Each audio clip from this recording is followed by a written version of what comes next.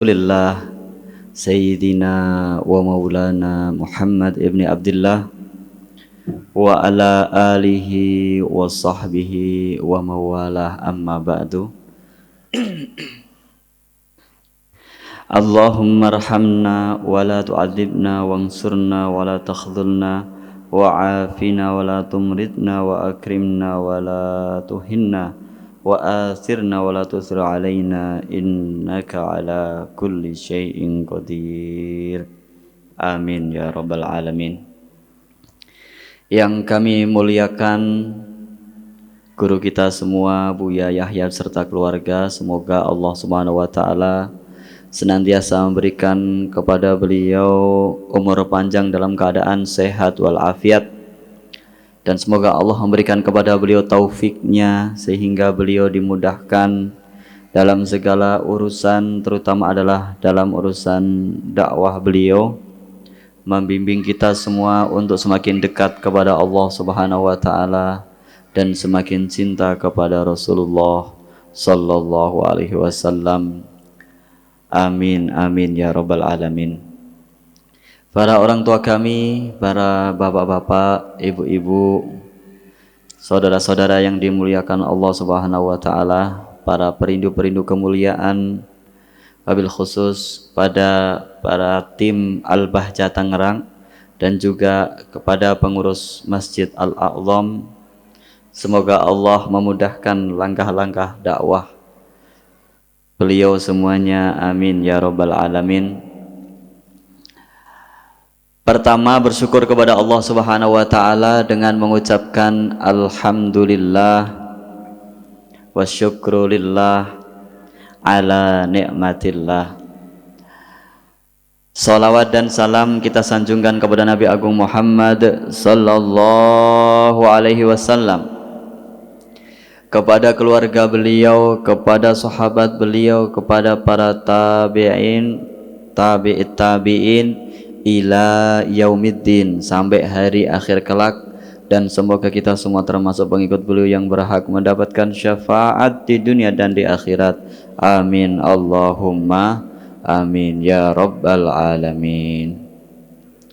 Bapak-bapak dan ibu-ibu yang dimuliakan Allah Subhanahu wa taala, pada kesempatan yang singkat ini insya Allah kita bersama-sama akan mengenal lebih jauh Nabi Muhammad sallallahu alaihi wasallam yang beberapa hari yang lalu umat Islam di seluruh dunia sedang memperingati hari kelahirannya, yaitu 12 Rabiul Awal, yang kita sekarang juga masih Rabiul Awal di hari-hari terakhir.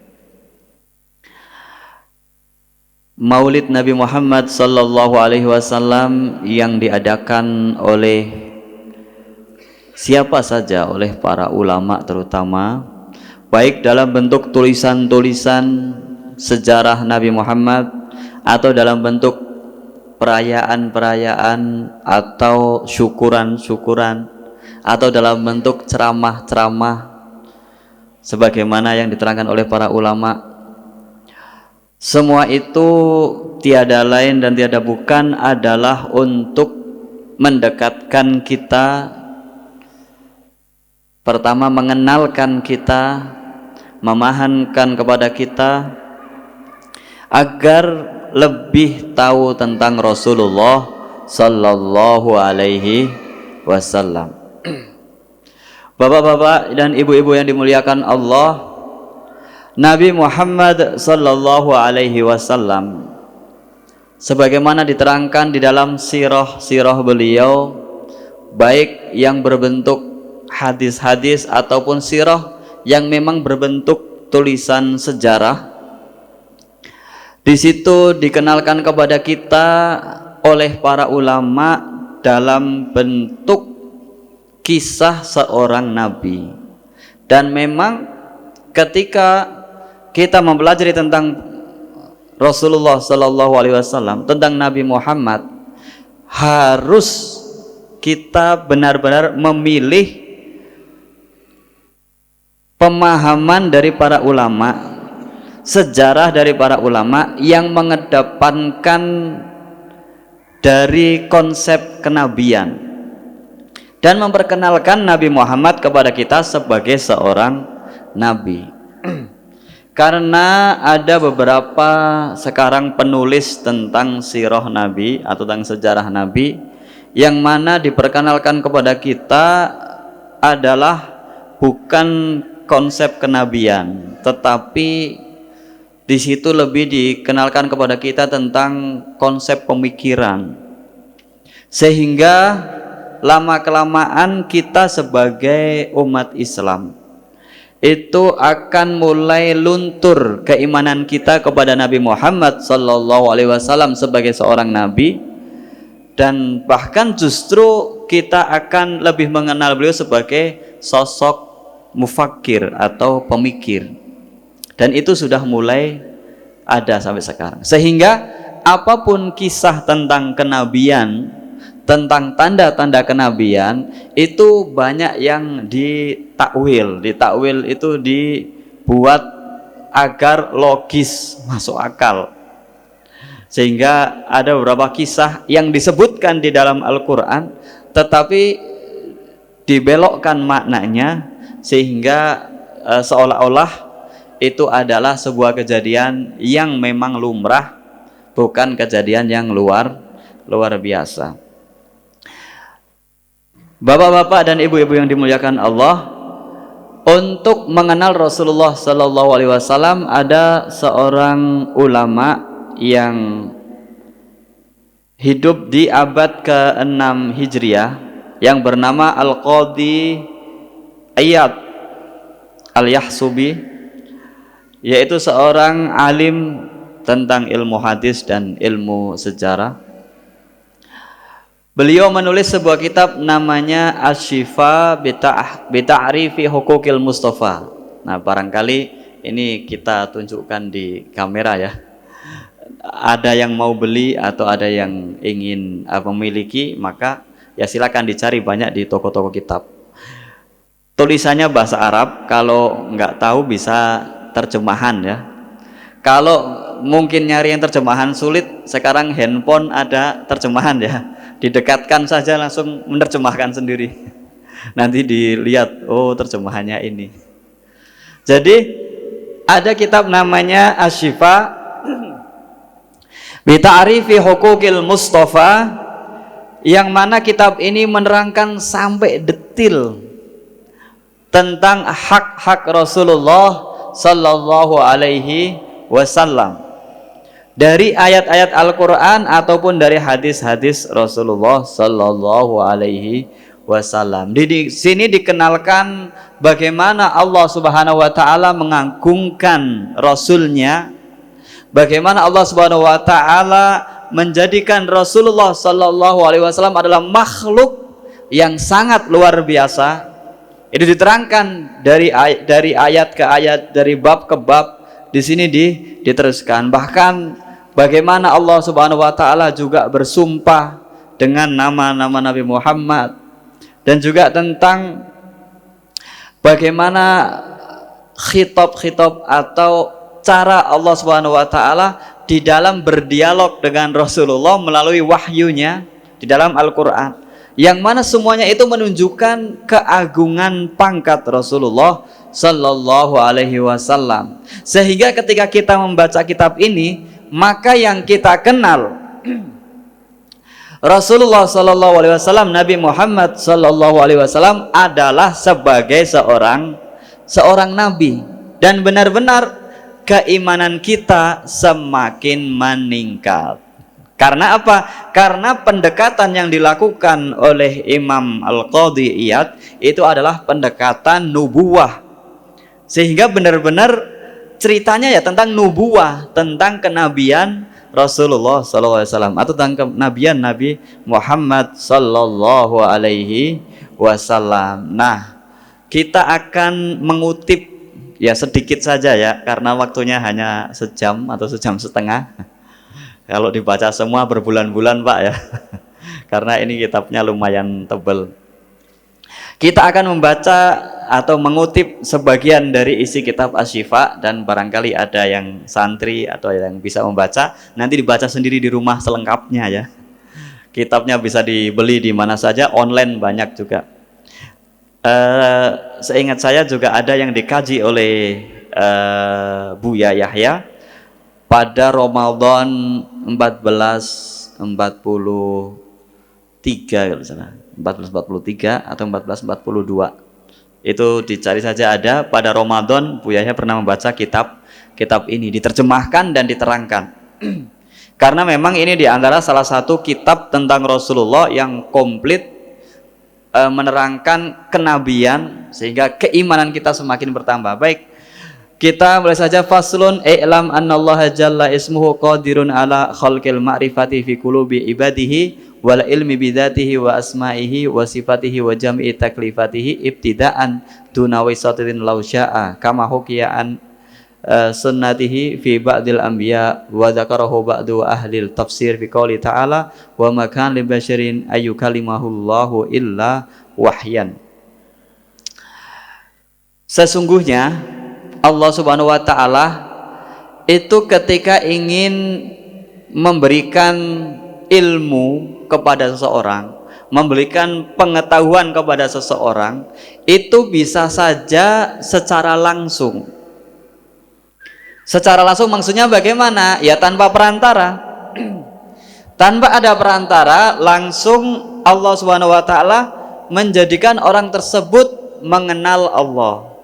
Menjadikan orang tersebut tiba-tiba memahami tentang hukum-hukum Allah. Bisa saja seperti itu.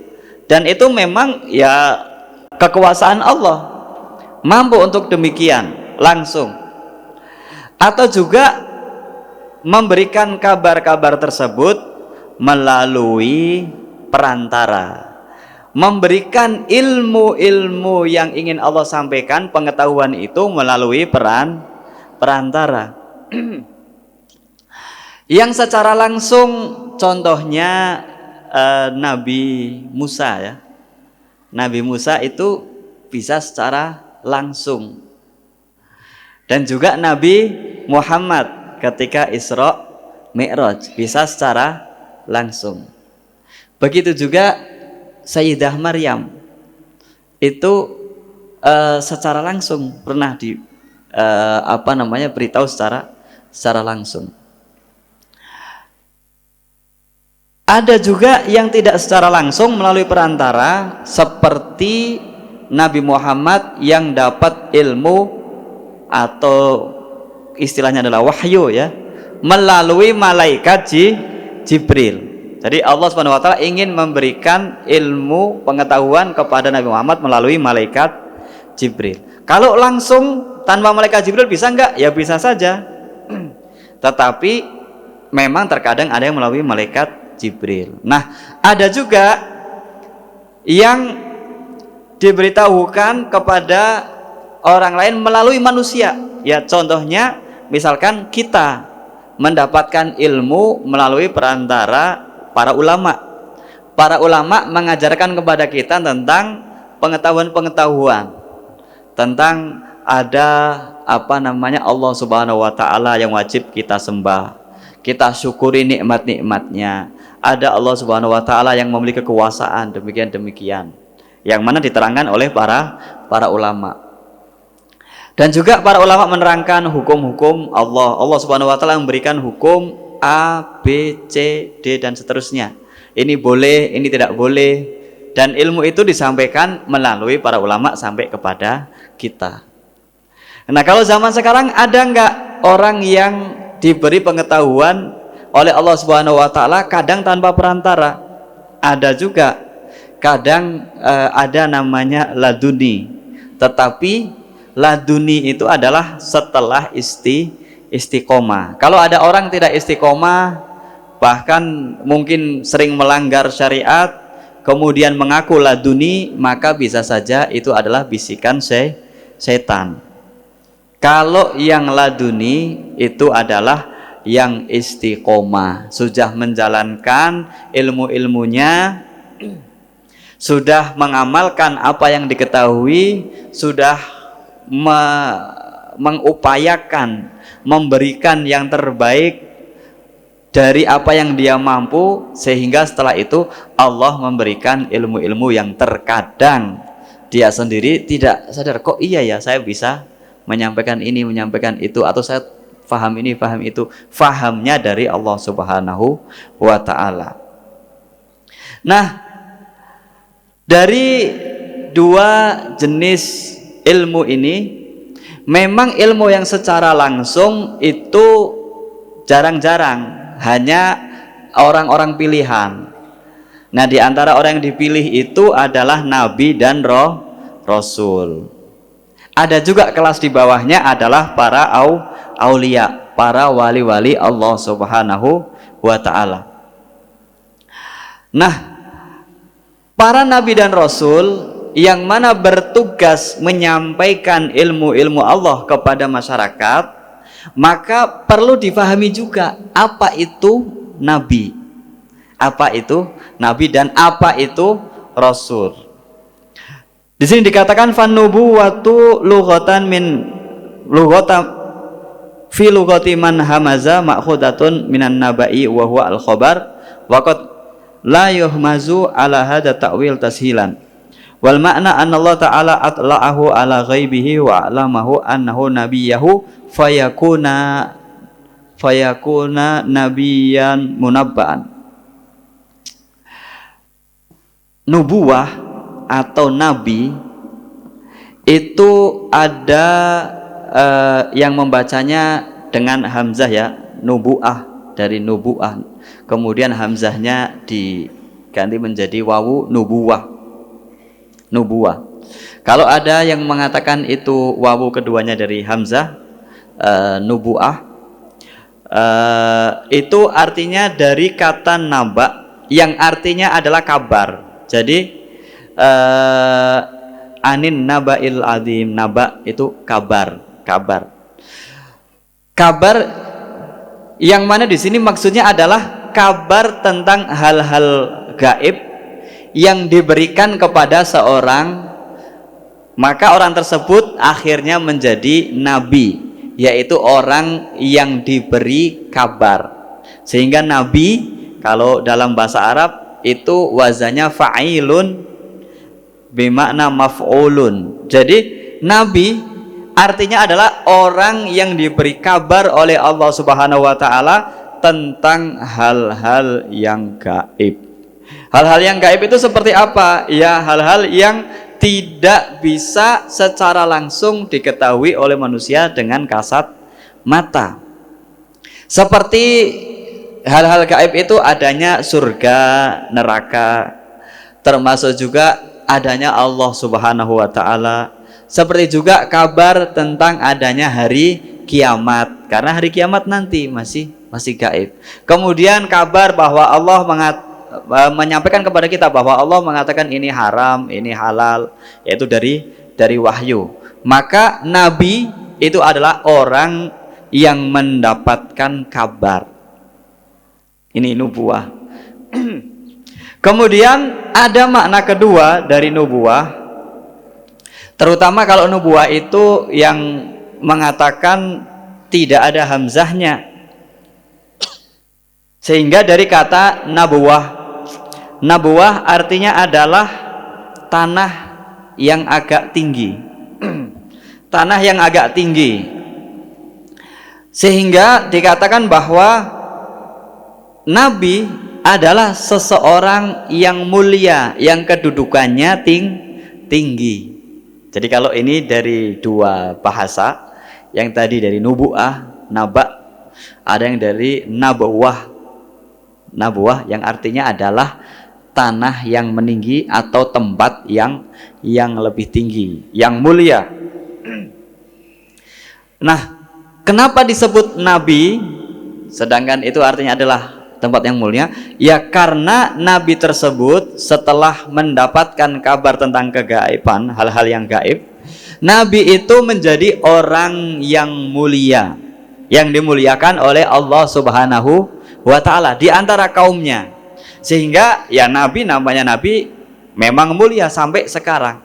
Itulah nabi.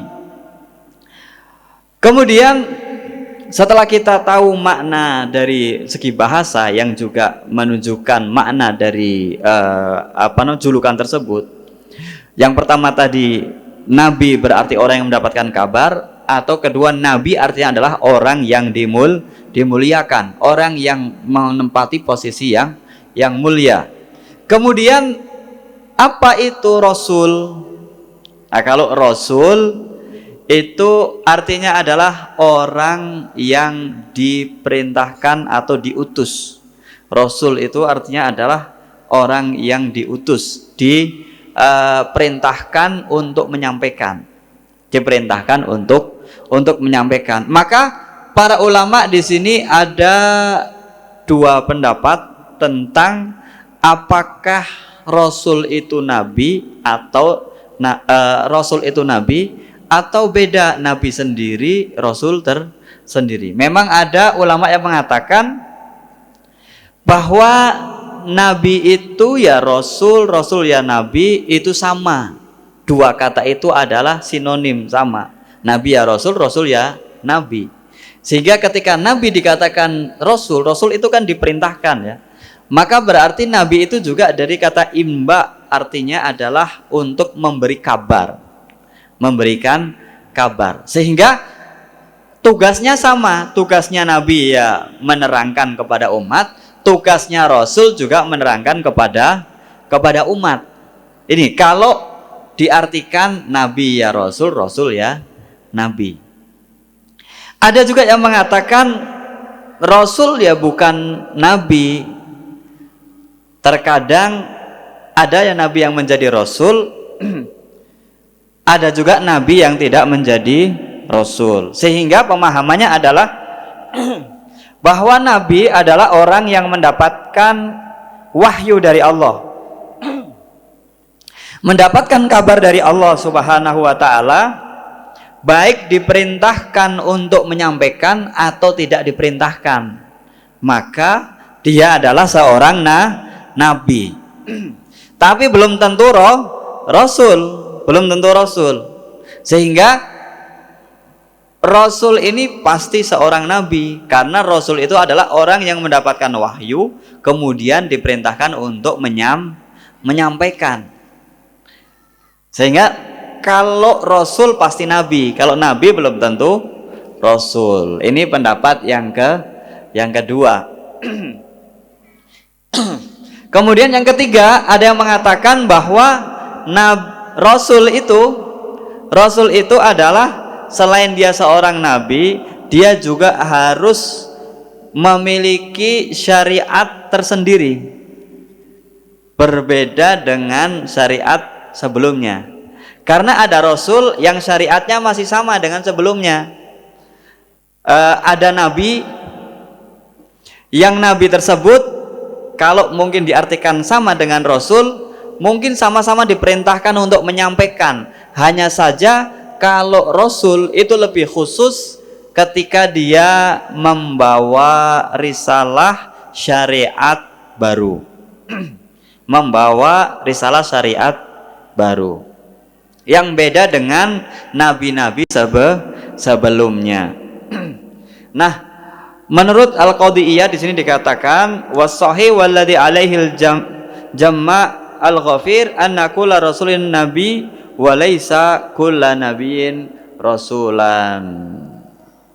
Jadi kata beliau yang benar adalah pendapat yang mengatakan bahwa setiap rasul itu pasti nabi, tapi belum tentu nabi itu adalah rasul. Jadi ketika ada seseorang mendapatkan wahyu, dia menjadi nabi. Tapi terkadang dia juga diangkat menjadi rasul dengan diperintahkan untuk menyampaikan. Terkadang dia tidak diperintahkan untuk menyampaikan, dia hanya mendapatkan wahyu untuk pengetahuan sendiri saja. Untuk pengetahuan sendiri dan untuk mengetahui situasi dan kondisi masyarakat di sekitarnya, dan untuk terus menjaga keilmuan yang dari turun temurun. Maka kalau menurut Imam Al-Qadiyat, berarti Rasul ini kedudukannya lebih daripada nabi. Karena pangkat kerasulan itu adalah pangkat tambahan dari seorang nabi. Ada seorang nabi kemudian dijadikan rasul, maka dia berarti pangkatnya melebihi dari nabi-nabi yang lain. Kemudian di sini dikatakan bahwa nabi yang pertama, rasul yang pertama adalah Nabi Adam, dan rasul yang terakhir adalah Nabi Muhammad sallallahu alaihi wasallam. Dalam sebuah hadis dikatakan, wa fi hadisi Abi Dzar radhiyallahu anhu annal anbiya mi'atu alfin wa arba'atun wa ishruna alfa nabiyyin wa dzakara anna rusula minhum salasu mi'atin wa salasata asyara. Dalam sebuah riwayat dikatakan bahwa jumlah nabi itu ada 124.000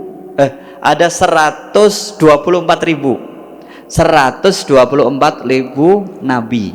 Jumlahnya ada berapa? 124.000 nabi. Dari 124.000 itu banyak sekali ya. Banyaklah 124.000. Yang menjadi rasul hanya 313. Hanya 313 rasul. Artinya tidak semua nabi diperintahkan untuk menyampaikan. Tidak semua nabi diperintahkan untuk menyampaikan. Jadi dari 124.000 hanya 313. Enggak ada 1.000 ya rasul. Tapi yang wajib dihafal, wajib diketahui sebagai rukun apa? Rukun iman ya. Rukun iman adalah iman kepada para nabi. Nah, siapa lagi para nabi dan rasul itu? Ada 25 nabi dan rasul yang disebutkan di dalam Al-Qur'an. Kemudian di sini dikatakan ketika definisi nabi adalah yang mendapatkan kabar atau wahyu, maka beliau mendefinisikan apa itu arti wahyu. Jadi wahyu itu artinya apa sebenarnya? Kemudian beliau mengatakan fa asluhu al-isra.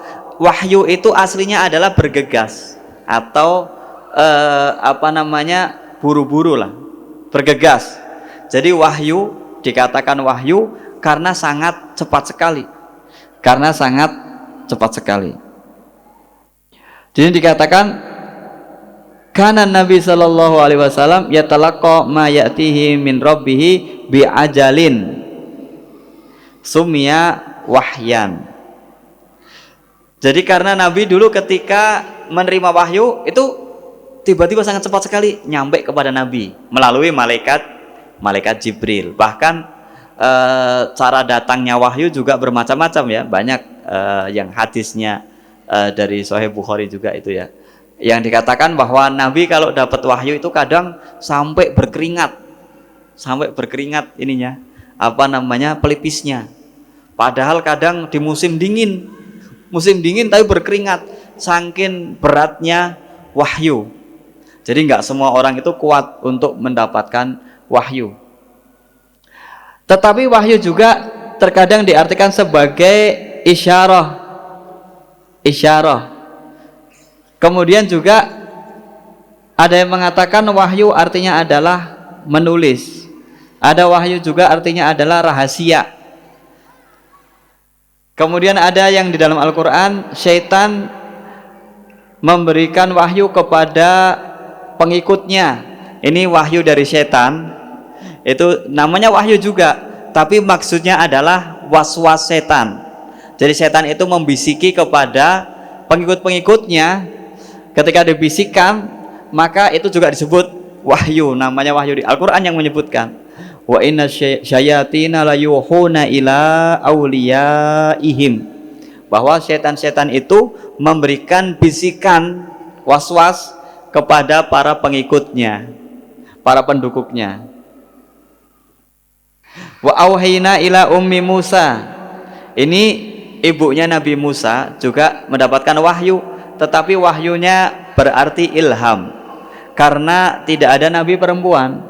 Menurut para ulama, perempuan itu tidak menjadi nabi, tapi mendapatkan ilham seperti ibunya Nabi Musa. Baik, setelah kita mengetahui kenabian, bahwa nabi itu adalah berdasarkan wahyu, berdasarkan kabar dari Allah Subhanahu wa taala, mendapatkan ilmu dari Allah Subhanahu wa taala yang kemudian disampaikan kepada umatnya. Maka beliau selanjutnya menerangkan tentang mukjizat. Jadi seseorang menjadi nabi itu oleh Allah Subhanahu wa taala diberikan keistimewaan yang menjadikan orang-orang di sekitarnya tahu bahwa beliau bukan orang biasa. Bahwa beliau bukan orang biasa. Caranya adalah diberikan mukjizat. Mukjizat di sini dikatakan ada dua jenis. Ada mukjizat yang mana termasuk jenis perkara yang sebenarnya bisa dilakukan oleh manusia, tetapi kenyataannya manusia tersebut tidak mampu.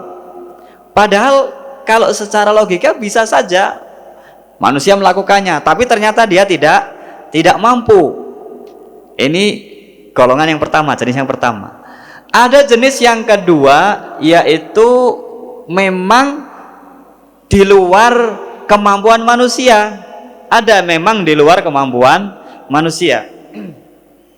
Kalau tadi yang sebenarnya adalah manusia itu mampu hanya saja oleh Allah Subhanahu wa taala tidak dimampukan, itu contohnya adalah ketika orang Arab itu banyak yang fasih, banyak yang ketika membuat syair, membuat sajak itu sangat indah, sangat bagus, tapi nyatanya tak seorang pun dari mereka mampu menyaingi keindahan Al-Quran. Jadi Al-Quran menjadi mukjizat karena tak seorang pun dari bangsa Arab yang sangat fasih, yang sangat lihai dan piawai di dalam merangkai kata-kata, tak seorang pun dari mereka mampu membuat yang seperti Al-Quran. Padahal kalau secara logika Al-Quran juga kata-kata. Kenapa kok ini manusia yang mereka fasih, yang mereka cerdas, lihai dalam merangkai kata-kata, kok nggak ada yang mampu merangkai kata-kata seperti Al-Quran? Maka ketidakmampuan mereka itu menunjukkan bahwa Al-Quran ini adalah dari Allah Subhanahu wa taala, dan oleh Allah mereka dijadikan tidak mampu. Memang seperti itu. Kemudian contoh yang sebenarnya manusia mampu, yang manusia memang tidak mampu, contohnya adalah seperti menghidupkan orang yang sudah wafat. Menghidupkan orang yang sudah wafat. Kan manusia nggak bisa ya. Kalau orang sudah wafat, manusia suruh menghidupkan lagi nggak bisa. Termasuk juga mungkin dokter-dokter nggak bisa. Kalau sudah wafat, sudah meninggal ya sudah. Karena memang sudah waktunya, sudah ajalnya, sudah meninggal, tidak bisa dihidupkan lagi. Nah, kalau ada seorang nabi bisa menghidupkan orang yang meninggal dunia, maka itu menunjukkan bahwa dia mengaku sebagai seorang nabi, padahal dia manusia biasa, kok bisa menghidupkan orang yang sudah meninggal. Oh, berarti memang benar beliau adalah seorang nabi, dan ketika menghidupkan orang yang sudah meninggal dunia itu adalah atas kehendak Allah Subhanahu wa ta'ala. Jadi bukan atas kehendak nabi itu sendiri, karena dia sebagai manusia nggak bisa. Jadi itu dua jenis mukjizat.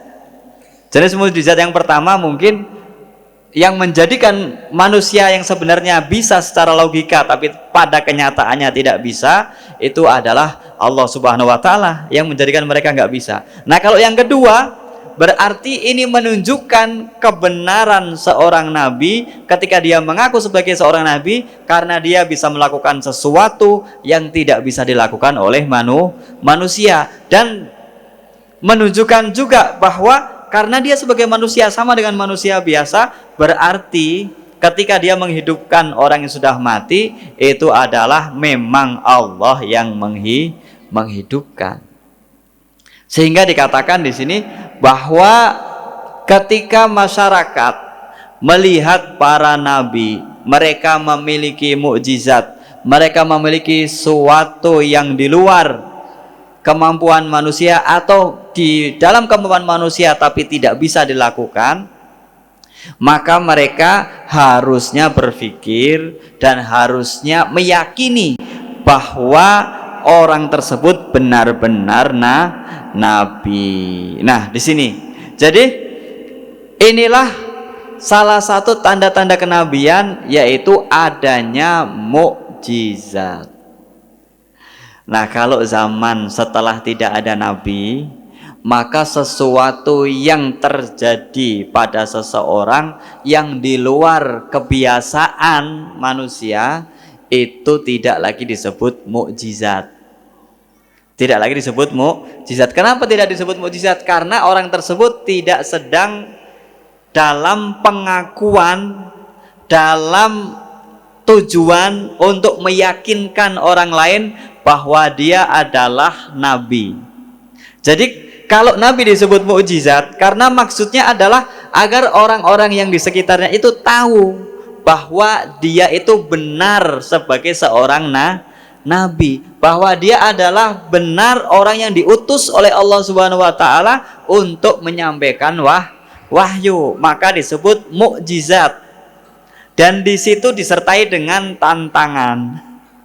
Memang para nabi ketika mendapatkan mukjizat, termasuk juga Al-Quran, itu menantang siapapun untuk membuat yang seperti Al-Quran. Karena apa? Karena dalam rangka berdakwah, meyakinkan kepada masyarakat bahwa dia itu nabi, bahwa dia itu utusan Allah, maka dengarkanlah apa yang dia sampaikan dari Allah Subhanahu wa ta'ala.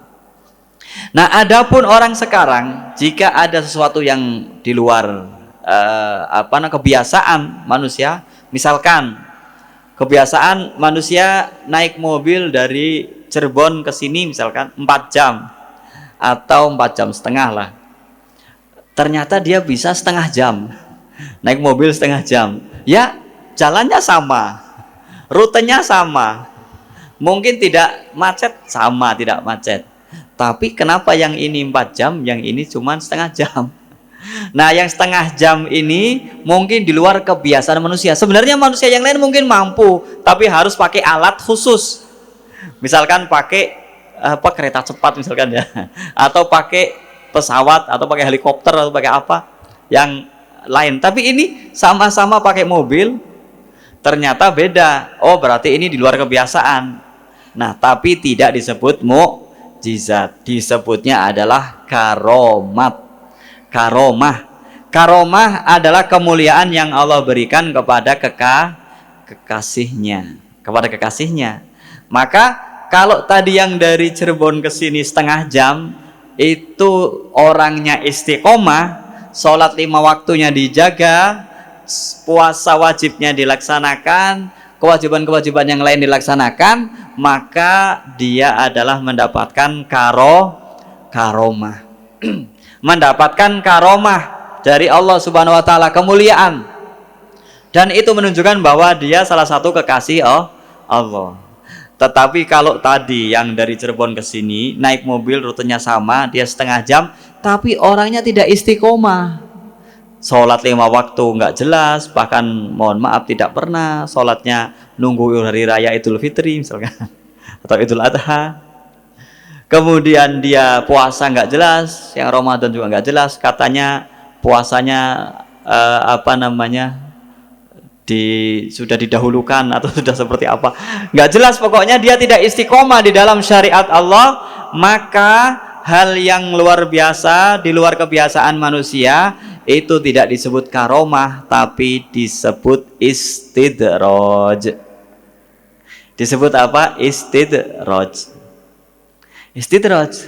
Karena apa? Karena orang tersebut tidak taat kepada Allah, maka yang Allah berikan itu agar dia semakin sombong. Kalau dia semakin sombong, maka akan semakin ditambah dosanya dan siksaannya di neraka, bukan karomah. Kalau seorang kekasih Allah diberi kemuliaan, sesuatu yang luar biasa, maka itu adalah karomah. Kalau seorang nabi, maka itu adalah mukjizat. Karena sebagaimana yang kita ketahui tadi, seorang nabi itu ditantang-tantang oleh orang-orang di sekitarnya. Termasuk kisah Isra Mi'raj.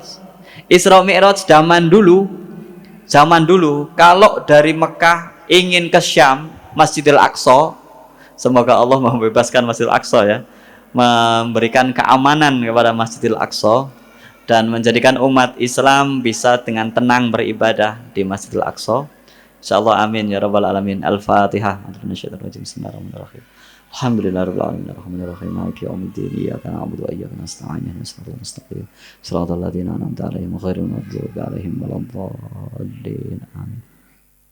Pada zaman dulu orang dari Mekah ke Masjidil Aqsa itu butuh waktu yang lama. Mungkin naik onta itu sebulan lebih. Kalau ontanya cepat paling sebulan ya. Kalau ontanya lambat bisa 2 bulan.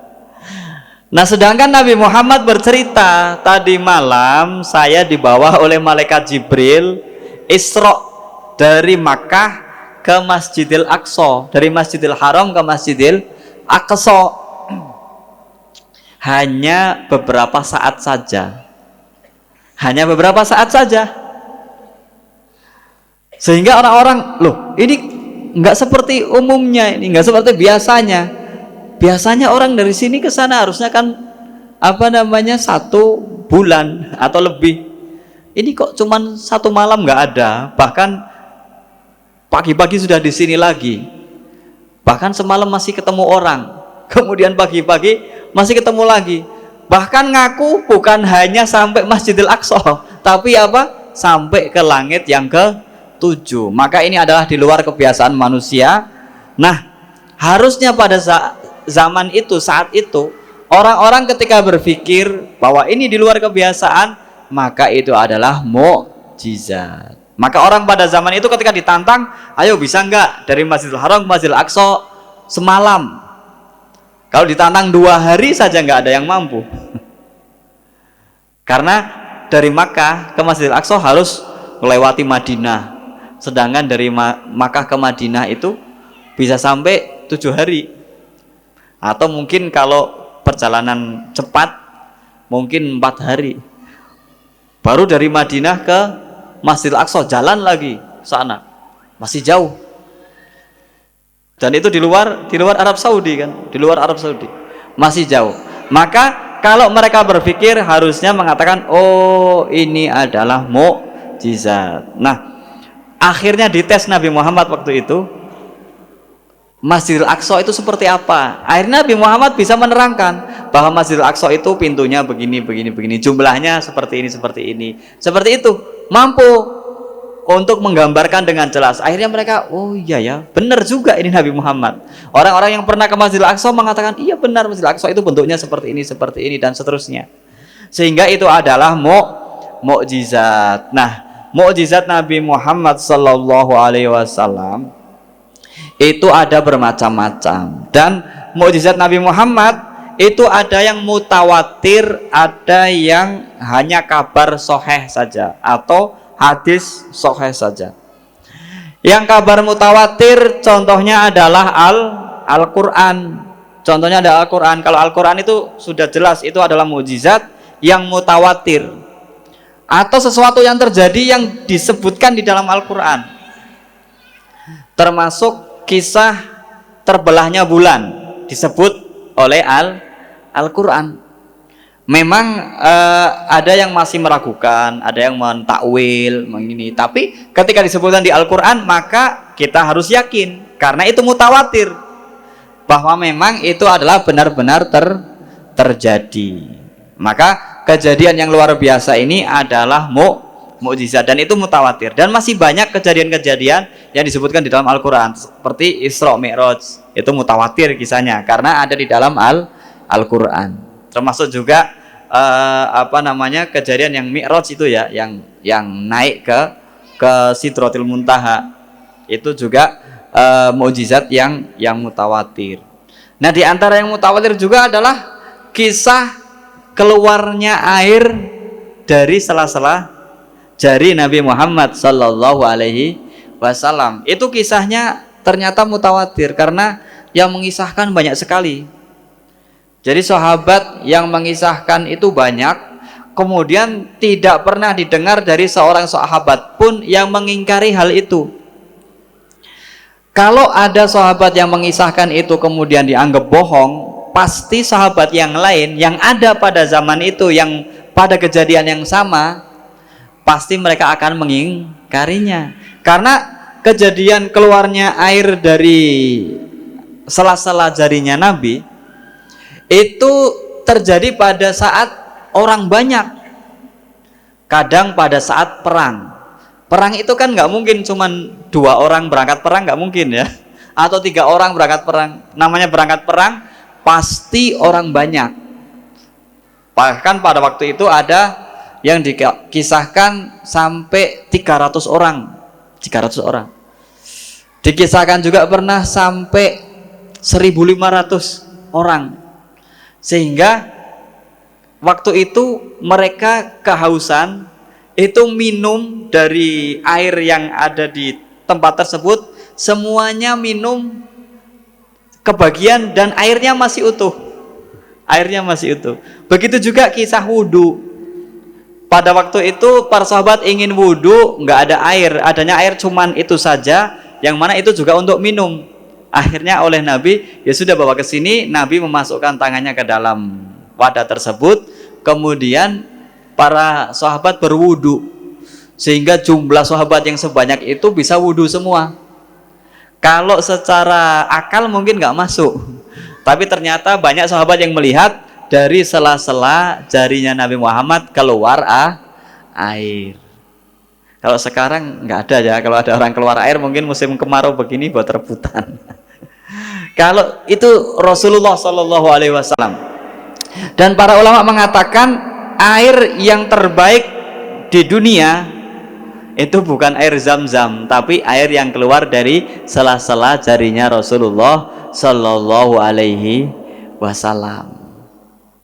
Nah, itu prosesnya seperti apa, di logika seperti apa, secara ilmu biologi seperti apa, dan seterusnya, wallahu alam. Tapi yang jelas karena ini adalah mukjizat, sesuatu yang di luar kebiasaan, maka kita harus meyakininya. Yakin ini adalah mukjizat karena beliau adalah seorang nabi. Tidak perlulah kita seperti tadi yang kita katakan, ketika orang yang membaca sejarah Nabi, kemudian di situ ternyata dikisahkan Nabi Muhammad SAW sebagai manusia biasa yang cerdas, yang ahli strategi, yang pandai di dalam berkomunikasi, yang lihai di dalam mempengaruhi orang lain dan seterusnya, maka yang seperti itu justru akan semakin melunturkan keimanan kita. Bapak-bapak dan ibu-ibu yang dimuliakan Allah Subhanahu wa taala, sebenarnya panjang sekali ini ya kalau kita ingin mengenal Rasulullah Sallallahu Alaihi Wasallam lebih jauh. Mungkin untuk malam ini cukup sampai di sini saja. Kita simpulkan untuk malam ini pelajar kita adalah tentang Nabi Muhammad Sallallahu Alaihi Wasallam. Yang perlu diingat oleh kita adalah bahwa kalau kita mempelajari tentang Nabi Muhammad, maka kita harus mengedepankan tentang kenabiannya, bukan tentang kemanusiaannya. Karena yang kita pelajari adalah seorang nabi, bukan sebagai seorang manusia. Sehingga kita ketika membaca hadis Rasul, mendengar hadis Rasul, yang kita ambil adalah bahwa ini adalah keluar dari seseorang yang la yantiqu anil hawa in huwa illa wahyun yuha, yaitu ucapan-ucapan beliau dari wahyu, bukan karena hawa nafsu. Maka kita harus langsung taslim, langsung percaya, karena itu adalah ucapan Nabi Muhammad Sallallahu Alaihi Wasallam. Nah, kalau ada orang yang menerangkan tentang Rasulullah Sallallahu Alaihi Wasallam, kemudian yang ditonjolkan adalah konsep berpikirnya Rasulullah, kecerdasan Rasulullah, kepiawaian Rasulullah dalam hal ini dan itu, maka kita lihat dulu. Kalau itu semua hanya untuk menguatkan kenabian Rasulullah, maka ya boleh-boleh saja. Tetapi kalau hal itu untuk melunturkan kenabian Rasulullah, maka ya harus kita tinggalkan. Ciri-cirinya apa? Ciri-cirinya adalah kalau yang dia angkat adalah tentang konsep berpikir, tentang kecerdasan, tentang keahlian, tentang komunikasi dan sebagainya, kemudian dari hasil pemikiran itu, dari hasil pengenalan terhadap Nabi Muhammad melalui konsep tersebut, itu justru mengambil kesimpulan-kesimpulan yang melanggar syariat, maka itu sudah jelas. Atau seolah-olah dia ingin mengatakan bahwa Nabi juga manusia biasa, sehingga pemikiran-pemikirannya terpengaruh oleh lingkungan, pemikirannya terpengaruh oleh kebudayaan di zaman itu, sehingga perlu kita kaji ulang, kita aktualisasi pemikiran-pemikiran Rasulullah Sallallahu Alaihi Wasallam. Maka kalau sudah ke sana, berarti dia ingin melucuti kita dari memandang Nabi sebagai seorang nabi. Mohon maaf, sekarang ini banyak pemikiran di kampus-kampus. Ya, kita tidak perlu menyebut kampus ya, tapi sudah mulai banyak di kampus-kampus kita, mahasiswa-mahasiswa kita ketika mempelajari Al-Quran dan hadis, mempelajari pemikiran-pemikiran, maka mereka akan mengatakan ini konteksnya adalah pada zaman 1445 tahun yang lalu, 1000 tahun yang lalu. Maka ini perlu aktualisasi, bahkan perlu rekonstruksi, perlu. Nah, ini sudah mulai muncul di kampus-kampus kita, bukan mulai saja ya, bahkan sudah sangat jauh. Nah, ini berhati-hati, karena mohon maaf, ternyata banyak anak-anak kampus kita itu belajar kepada gurunya yang titel-titelnya sampai semeter ya, titelnya apalagi itu ABC, titelnya banyak sekali. Itu ternyata ilmunya terputus, tidak sampai kepada para ulama, sehingga mereka mempelajari dirosat Islamiyah tentang pelajaran-pelajaran Islam, falsafah Islamiyah, dirosat Islamiyah, usul fikih, kemudian apalagi dan lain-lain. Itu ternyata gurunya adalah sampai kepada orang-orang non-muslim yang mereka tidak beriman kepada Rasulullah Shallallahu Alaihi Wasallam. Ternyata sanatnya sampainya kepada Chicago, sampainya kepada mana lagi itu Jerman ya, sampai kepada Belanda dan seterusnya, tidak sampai kepada Imam Syafi'i, tidak sampai kepada Imam Malik, Imam Abu Hanifah.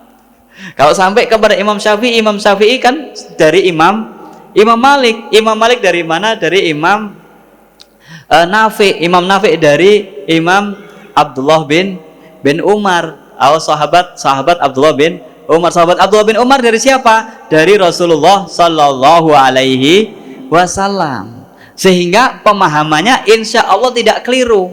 Karena apa? Sanatnya sampai kepada Rasulullah. Kalau pemahaman kita sampainya kepada ilmuwan-ilmuwan barat yang tidak beriman, berarti tidak nyambung. Setelah itu ilmuwan-ilmuwan barat dari mana? Dari hasil penelitian. Penelitian di mana? Di perpustakaan. Di penelitian di perpustakaan, dibaca, disimpulkan sendiri. Kemudian mengambil kesimpulan-kesimpulan hukum sendiri, ini itu. Nah, ilmu itu diambil oleh orang-orang kita. Kemudian orang-orang kita pulang membawa titel, gelar. Ada yang doktor, profesor apa, kemudian mengajar di sekolah-sekolah kita. Nah, kalau dia tidak punya dasar sanad sampai kepada Rasulullah, maka akan terpengaruh. Sehingga sekarang banyak orang yang membaca ayat waris, katanya ini kan waris Arab zaman dulu. Ini bukan aturan Allah, ini waris itu Arab zaman dulu, sehingga sekarang ingin dirubah. Ini sudah ada pemikiran demikian. Kemudian banyak juga di situ yang perintah-perintah yang ditinjau ulang. Ayat Al-Quran ditinjau ulang, katanya loh ini kan para ulama ahli fikih juga meninjau, berijtihad. Ya, saya juga berijtihad, harus dibedakan. Maka kita ingatkan kembali, ketika kita mempelajari tentang Rasulullah Shallallahu Alaihi Wasallam, jangan terpengaruh dengan konsep-konsep mempelajari Rasulullah dari sudut pandang yang di luar sudut pandang para ulama. Kalau mungkin iya kita merasa kagum dengan hadis Rasulullah tentang bagaimana Rasulullah berkomunikasi, mungkin bisa kita ambil ilmu komunikasinya, tapi kita pandang bahwa ilmu komunikasi Rasulullah ini adalah karena berdasarkan wahyu, sehingga tidak menjadikan kita menafikan kenabian Rasulullah Shallallahu Alaihi Wasallam. Mungkin kita mempelajari sebuah hadis Rasul dari ilmu psikologi, sehingga kita melihat, Masya Allah, Rasul ahli dalam ilmu psikologi, bisa menjadikan orang yang tadinya nangis bahagia. Kan ada kisah ya, anak kecil sedang nangis di pinggir jalan, ditanya oleh Rasul, kenapa kamu nangis? Itu teman-teman pada bahagia, senang. Loh ini kan hari raya, kamu nggak ikut bahagia sana? Nggak enak, mereka bajunya baru, saya nggak punya baju baru. Ternyata dia anak yatim. Akhirnya dia diajak komunikasi oleh Rasulullah, jadilah anak ini bahagia, senang, luar biasa. Nah, dari situ ada yang mengambil ilmu psikologi di situ.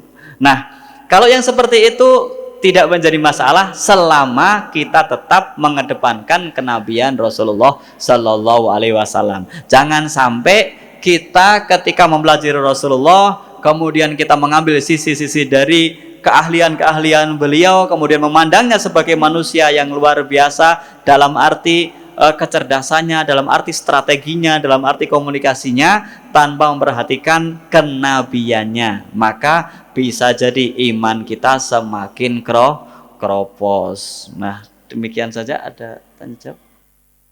Wallahu a'lam bissawab.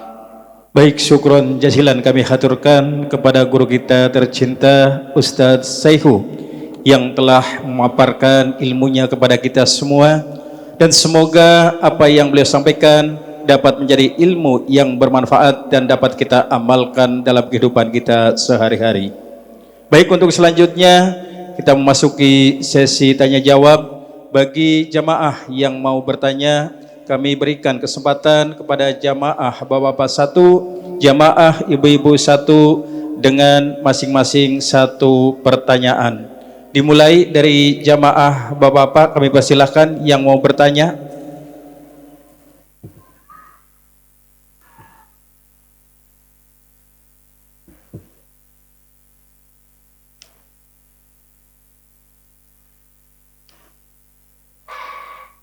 Atau ibu-ibunya mungkin ada yang mau bertanya? Alhamdulillah.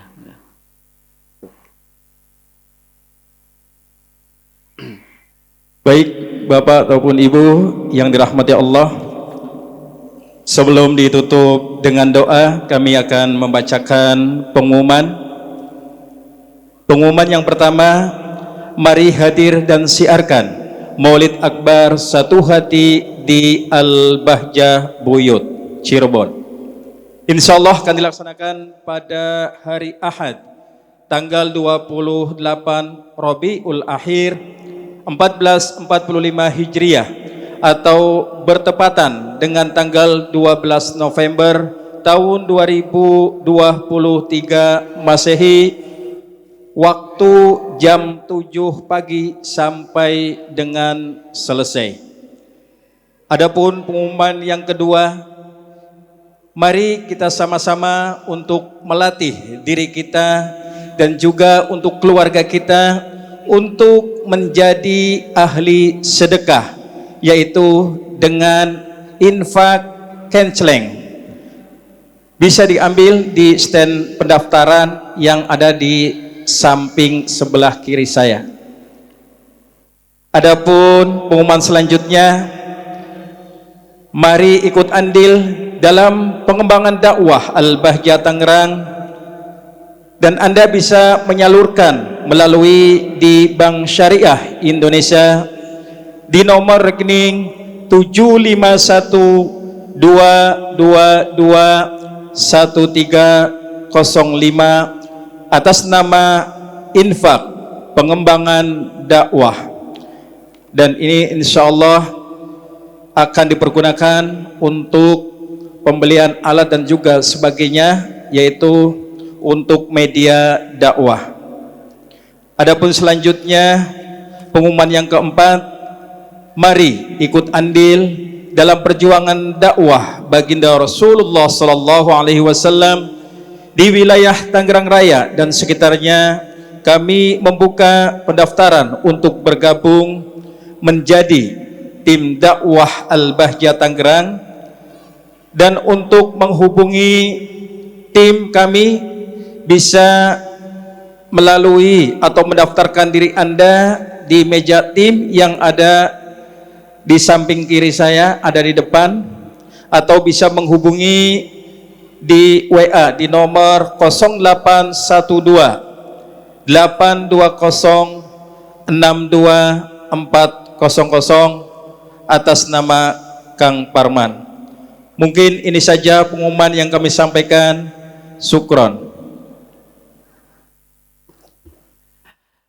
Mari bersama-sama kita mohon kepada Allah Subhanahu wa taala dengan penuh keyakinan bahwa di antara kita pasti ada orang yang doanya didengar oleh Allah Subhanahu wa taala dan ijabah karena keistiqomahannya. Belum tentu dari ustadznya, bisa jadi dari para jamaah yang hadir dengan ikhlas, dengan tulus datang menghadiri majlis ingin mendapatkan ridha Allah Subhanahu wa taala.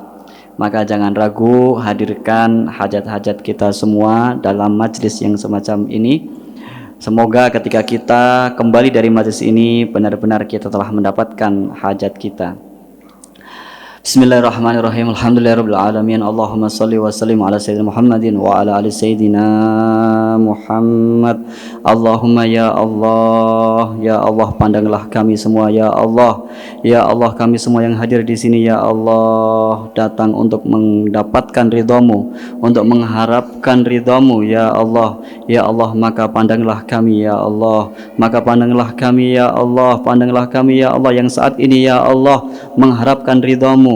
Ya Allah, kami kesini ya Allah membawa hajat-hajat kami ya Allah yang sangat banyak ya Allah. Di antara hajat kami ya Allah, berikanlah kepada kami rizki yang halal yang barokah ya Allah. Rizki yang halal yang barokah yang ketika dimakan oleh keluarga kami menjadi keluarga yang sakinah, mawaddah warahmah ya Allah, dan ketika dimakan oleh keturunan kami menjadi keturunan yang soleh dan solehah. Ya Allah, berikanlah kepada kami rizki yang halal yang barokah ya Allah, yang bermanfaat untuk orang-orang di sekitar kami ya Allah, di majlis-majlis ta'lim ya Allah, di pondok-pondok pesantren, di masjid-masjid, di musola-musola, dan bermanfaat untuk kaum muslimin muslimat ya Allah.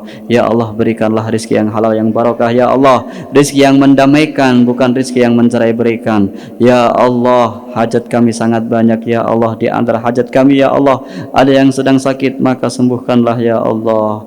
Ada yang sedang punya hajat maka kabulkanlah ya Allah. Ada yang sedang susah maka berikanlah kebahagiaan ya Allah. Ya Allah, hajat kami sangat banyak ya Allah, hajat dunia dan hajat akhirat ya Allah. Di antara hajat kami ya Allah, hajat dunia dan hajat akhirat ya Allah, berikanlah kepada kami rasa cinta kepada Rasulullah sallallahu alaihi wasallam sehingga kami dengan mudah untuk mengikuti beliau, untuk mengamalkan sunnah-sunnahnya ya Allah. Ya Allah, berikanlah kami rasa cinta kepada Rasulullah sehingga kami bisa meneladani akhlak-akhlaknya ya Allah. Ya Allah, berikanlah pemahaman kepada kami tentang Rasulmu, tentang ilmu-ilmu Rasulmu ya Allah, sehingga kami bisa menjadi pribadi-pribadi yang istiqamah ya Allah. Ya Allah, hajat kami ya Allah, berikanlah kami keistiqomahan untuk sholat 5 waktu. Berikanlah kepada kami keistiqomahan untuk mengamalkan taat kepadamu. Berikanlah kami keistiqomahan untuk meninggalkan kemaksiatan. Ya Allah, ya Allah, hajat kami sangat banyak. Ya Allah, di antara hajat kami, ya Allah, jadikanlah kami, ya Allah, pribadi-pribadi yang mendapatkan taufik-Mu, ya Allah, sehingga kami senantiasa melangkah di jalan-Mu, ya Allah, ya Allah, sehingga kelak ketika kami telah datang ajal kami, telah dekat ajal kami, ya Allah, kami mampu mengucapkan kalimat yang agung dan mulia, la ilaha illallah Muhammad Rasulullah, la ilaha illallah Muhammad Rasulullah, la ilaha illallah Muhammad Rasulullah sallallahu alaihi wasallam. Ya Allah, setelah Engkau cabut nyawa kami, maka selamatkanlah kami, ya Allah. Jadikanlah kubur kami yang terang benderang, jadikanlah kubur kami yang luas, dan jadikanlah kami tertidur di dalam kubur kami sebagaimana tidurnya orang yang pengantin baru, ya Allah. Ya Allah, ketika Engkau bangkitkan kami, ya Allah, maka bangkitkanlah kami dalam keadaan Engkau ampuni, ya Allah, dan jadikan kami di barisan para nabimu, para aulia, para syuhada, dan para salihin, ya Allah. Ya Allah, ketika itu, ya Allah, selamatkan kami, ya Allah, dari siratal mustaqim, ya Allah, dari melewati jembatan sirat, ya Allah, yang mana orang-orang yang terpeleset di sana, ya Allah, akan jatuh ke neraka-Mu, ya Allah. Maka selamatkanlah kami, jadikanlah kami orang-orang yang melewatinya seperti kilat, ya Allah. Ya Allah, di akhirat tersebut, ya Allah, jadikan kami orang-orang yang datang ke telaga Rasul-Mu, ya Allah, dan termasuk orang yang meneguknya dari tangan kekasih-Mu Nabi Muhammad, ya Allah. Ya Allah, saat itu, ya Allah, selamatkanlah kami dari api neraka, ya Allah, dan jadikanlah kami penghuni surga, ya Allah, dan jadilah kami bersama kekasih-Mu Nabi Muhammad, bersama guru-guru kami, bersama orang tua kami, bersama keturunan kami, dan juga keluarga kami, ya Allah. Jangan tinggalkan salah satu di antara kami, ya Allah. Ya Allah, jika ada di antara salah satu di antara kami, ya Allah, yang masih bermaksiat, yang wajib masuk neraka, ya Allah, maka berikanlah syafaat kekasih-Mu Nabi Muhammad, ya Allah. Ya Allah, sehingga tidak ada satu pun di antara kami, ya Allah, kecuali bersama-sama bersanding bersama Rasulullah sallallahu alaihi wasallam, dan berikanlah kenikmatan yang dinanti-nanti, yaitu kenikmatan mampu menatap wajah-Mu, ya Allah. Ya Allah, inilah doa kami, ya Allah, maka kabulkanlah sebagaimana Engkau janjikan, ya Allah. Rabbana atina fid dunya hasanah wa fil akhirati hasanah wa qina adzabannar, wa sallallahu ala sayyidina Muhammadin nabiyil ummi wa ala alihi washabihi wasallam, walhamdulillahirabbil alamin. Sirril Fatihah. A'udzu billahi minasyaitonir rajim. Bismillahirrahmanirrahim. Alhamdulillahirabbil alamin arrahmanirrahim maliki yaumiddin. Iyyaka na'budu wa iyyaka nasta'in. Ihdinas siratal mustaqim. Siratal ladzina an'amta 'alaihim ghairil maghdubi 'alaihim waladdallin. Amin. Demikian yang bisa saya sampaikan. Apabila banyak kekurangan, banyak kata-kata yang kurang berkenan, kami mohon maaf yang sebesar-besarnya, dan mohon doa selalu. Wabillahi taufiq wal hidayah wa ridha wal inayah wal afu minkum. Wassalamu alaikum warahmatullahi wabarakatuh. Waalaikumsalam warahmatullahi wabarakatuh.